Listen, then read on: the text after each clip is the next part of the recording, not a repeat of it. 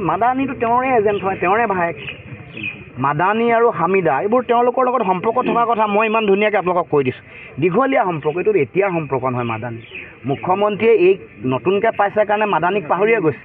আগৰ পৰা বাজপেয়ী দিনৰ পৰা মাদানীৰ সম্পৰ্ক আছে ধুনীয়াকৈ। RLDৰ লগত কেনেকুৱা, অজিত সিঙৰ RLDৰ লগত NDAৰ কি সম্পৰ্ক, মাদানীয়ে কেনেকৈ ভোজত ভূমিকম্প হওঁতে কেনেকৈ ঠিকা পাইছিলে ঘৰৰ, তেওঁৰ কাৰণেই ভাতৃঘাতী সংঘৰ্ষৰ সময়ত বহুতো মানুহে তেওঁৰো অৰিহণা থকা বুলি কৈছিলে।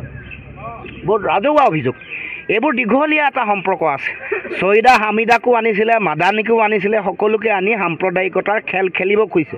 কিন্তু অসমৰ ৰাইজে বুজি পাইছে, চবেই গম পাইছে যে এইটো তেওঁলোকে বাৰে বাৰে এনেকৈ মানে আমাৰ যিসকল ইয়াৰ খিলঞ্জীয়া আছে, ভূমিপুত্ৰ আছে, থলগিৰি অসমীয়া মানুহ যিসকল আছে, তেওঁলোকৰ অধিকাৰ কাঢ়ি তেওঁলোকে সাম্প্ৰদায়িকতাৰ এখন খেল খেলি হিন্দু মুছলমান বিভাজন কৰি ৰাজনৈতিক বৈতৰণি পাৰ হ'ব খুজিছে।